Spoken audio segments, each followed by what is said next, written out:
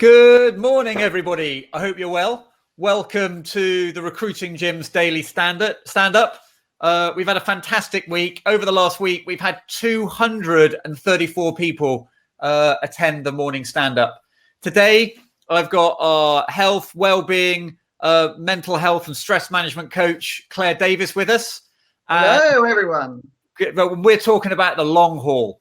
Like the last couple of weeks I'm not sure about you, but I'm starting to flag a little bit. Like the last couple of weeks, I've been running on sort of really driving it, pushing it, and now the reality of the long slog is coming in. So the reason we've got Claire on today is we're going to be talking about how do we sort of get our heads sorted for the long term and the long haul. So Claire, you are going to start us off with a quote.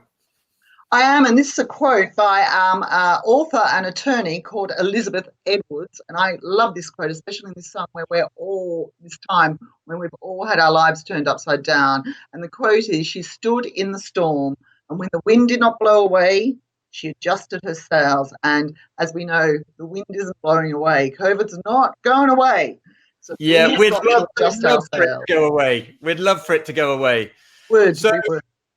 So when we talk about adjusting our sails, why is it important that when we're faced with a long challenge or a sustained challenge, why is it important that we adjust our sails and adjust our expectations? It's so important, Alex, and the reason is we have got through week one. We've got through week one.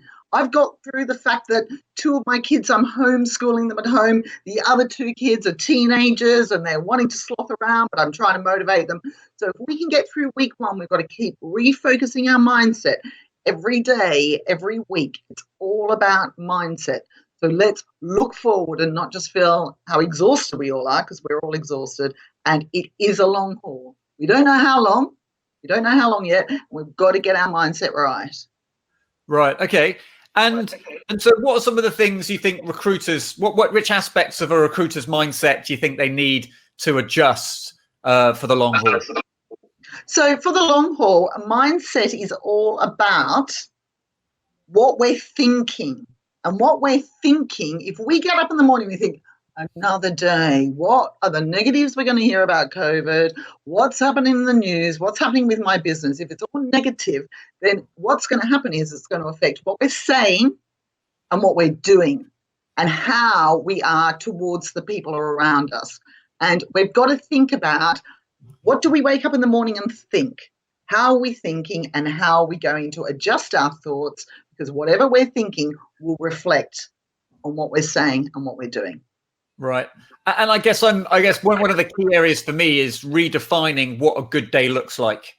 As everyone knows, I've got building work going on, and I've got kids at home like many other people as well. And I'm trying to sort of just get to the end of the day and think, you know what, did I do anything proactive today? Do I feel like I've moved a step forward, even though a few weeks ago that would be considered a failure? I'm trying to recognize that success.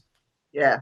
And I understand that. And at the end of every day, what I'm doing is thinking about and recognizing what's gone well in the day. Let's forget about what's gone badly. Just don't even think about it. Let's think about what's gone well. And something that I've been doing over many years actually is writing a gratitude diary. What am I grateful for? Now, I'm going to tell you a story. At the beginning of the week, I had enough of my teenagers and I just didn't even want to see them. So every night now I'm writing what they've done that's been absolutely brilliant, even if it's just smile once.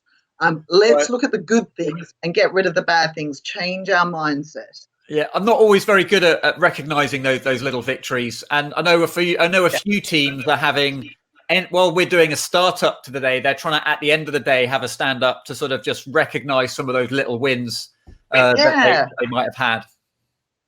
And it's great to do it at the beginning of the day as well. You know, what are we grateful for? You know, one thing I'm so grateful for is that the sun's been shining. Now, if this had happened in November and we had had the winter that we had, it would have been bedlam. So let's get up and be grateful for the sun shining, do a bit of meditation or exercise. So it's at the beginning of the day, like we're doing, which is great.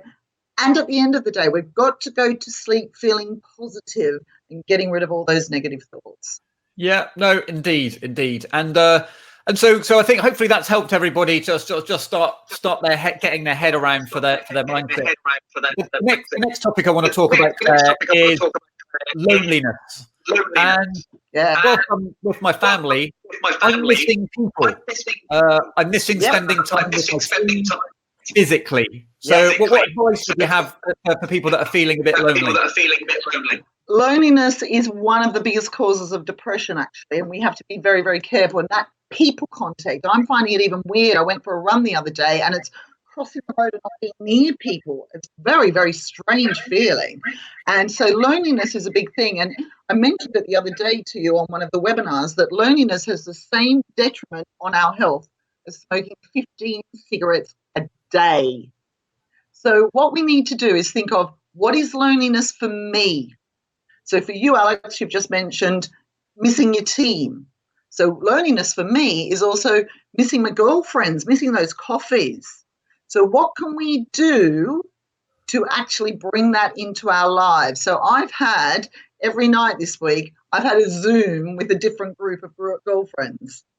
So actually seeing them, having a laugh, having a glass of wine while we're having the Zoom. So what can we do so that we're not feeling lonely? Because even if I've got 4 kids and my husband, we're all here, there are 6 of us here, and some places are saying don't be in an area with more than 4 people, so that's a bit weird having 6. But what can we do to bring other people in? We need to bring in our social networks. Right. Okay. And so how have your friends responded to sort of group Zoom calls? They don't feel like they're being forced onto another work webinar. They're loving it. Absolutely loving it. Last night, there were a group of us, my book club, and there were 12, 14 of us, and all our pictures were up. We're taking photos of all of our pictures up. We all had a glass of wine. We're chatting about anything but the book because, believe me, it was the most boring book ever. So we didn't even talk about the book, and it was just a chance to catch up with each other and talk about what we're going through. We're all going through a lot. And to build our resilience in the long haul, we can't forget about people. We've got to bring people back into our lives. So, it didn't feel like work. Half of them hadn't even done Zoom before. They hadn't even heard of Zoom. So it definitely wasn't working. Well, 50 minutes of your 1-hour call was spent getting everyone online, I bet. And it was interesting. It was interesting. And what button do I click? So, what button do I click here, Claire? How do I do this? So we were on for about 2.5 hours. That was brilliant. Absolutely brilliant. Fantastic. And I think it's part of the transition is moving video calls from being a work context to just almost having it open and just chatting and listening, and it'll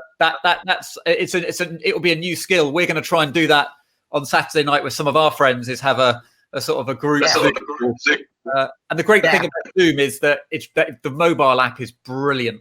Like it's really robust. I'm not trying that. I'm not into those on my phone, but it's brilliant. So we've got a couple of comments, Alex. Catherine has said, I really love this. And if yesterday didn't go well, today is still brand new and full of potential.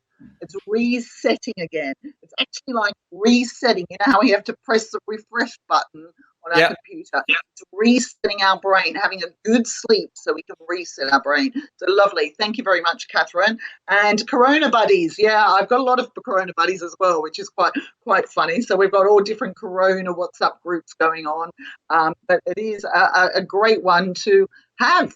Your buddies. We need to talk to each other. Definitely. Indeed. And the last thing we got to go through, Claire, is that I think I've seen a few people sort of commenting that their LinkedIn feed is looking a lot more empty. And I think one of the reasons is that most recruiters, 99% of their mind is on LinkedIn is focused. I'm recruiting for this. Are you interested in a job? And I think a lot of recruiters are struggling to know what to post on LinkedIn. Now they can't talk about recruitment.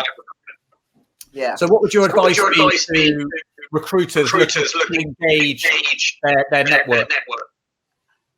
It's just talking to people. LinkedIn should be about just selling to people and recruitment. It should be about building those relationships. So let's talk to people. Let's let people know about what we've been doing to build relationships and have connections, and ask people questions, see how people are feeling, see what problems people are having. So LinkedIn could be posts about, I've put on posts on my social media about the fact that I'm doing the Joe Wicks workouts. I mentioned it the other day. And, another good one, I want all of you to watch it, is Joan Wicks. If you haven't seen Joe's sister, Joan Wicks, on YouTube, right, look her up. She's quite funny. Very good. Very good. Is that Joe in drag? No, it's a female dressed up as a male, Joe. So it's a female who is Joan, and she's got all the beard and everything. She's got all the beard. Fantastic. We'll look at that. So I guess what one of the things is that what I'm noticing in LinkedIn is that it's becoming a bit more like Facebook, and people are more willing to share something of themselves on there. And my advice to recruiters is, don't think about recruitment. Think about the problems you're having or your company's having and what you're doing to overcome those. And imagine that your clients are having those. So anything that you've got with is enabling you to share a strategy, a technique, or actually ask them for a solution. It could be, I'm feeling a bit lonely, I'm this human being. What's your advice? What I've noticed on LinkedIn is it's a very supportive place, much more supportive place than you'd give a work social network credit for. And, we've got to think of everybody's mental health. And Gareth put a comment here about when he was in Australia and connecting with people at home and the calls that we mentioned. It's all about that emotional connection. And I think we've got to adapt our LinkedIn to be more of an emotional connection, because these are emotional changes. And a lot of people in life haven't been through these sorts of emotional changes, so haven't built their resilience. So helping other people build their resilience for these emotional changes. What I've heard is that a lot of recruiters are finding it very easy to get their existing clients on Zoom calls for just a chat. They're having deeper conversations, they're sharing more about themselves and their families as well as work. And so I'd encourage all recruiters to this is the time. This is the time for the Zoom meeting, because people are thirsty for human contact, because sitting in your bedsit is lonely. And, I call it a how are you call. Just ringing up and saying, we're all in this together. How are you? How are you going? Reaching out to people, and that's going to be building our relationships with them. Yeah. And if we build those relationships, you'll see the benefits. Yeah. And Claire, I hear you. Claire, I hear you're running a workshop next week, a paid workshop next week on people managing their mental health when they're working alone. Tell us a little more about that. So what I've noticed is that people are working at home, working alone, and not really thinking about their mental health. So in this workshop, it's very, very practical. It's managing your mental health in high stress situations. So it's looking at strategies of what people can do to really look at their mental health and what works for them, because what might work for you may not work for me. So what specifically works for them? It's very reasonable. It's only £36, including VAT and booking fee, and the Crowdcast. There's a Crowdcast link so that you can book on it and pay for it all on Crowdcast. And then I'll send you all the links. Great. Well, I know that'll be. I'd love to see you there. For those teams. Yeah, it's on Wednesday at 2:00. Wednesday at 2:00. Fantastic. So I'm really conscious of time. We want everyone to get to work for 9:15. It's been a great week. I'm feeling like a new normal is beginning to settle. I'm excited about next week. I'm getting ready for the long haul, and hopefully we all are too. But we're all hopefully still alive and healthy. Touch wood. I don't know anyone that's been hospitalized as a result of the coronavirus, and that's a really fortunate thing. I hope it's the same for all the listeners too. And we'll look forward to seeing you next week. Thank you very much, Claire. Thank you very much, Alex. Thanks for joining us, everyone. Bye. See you soon. Bye. Take care. Bye.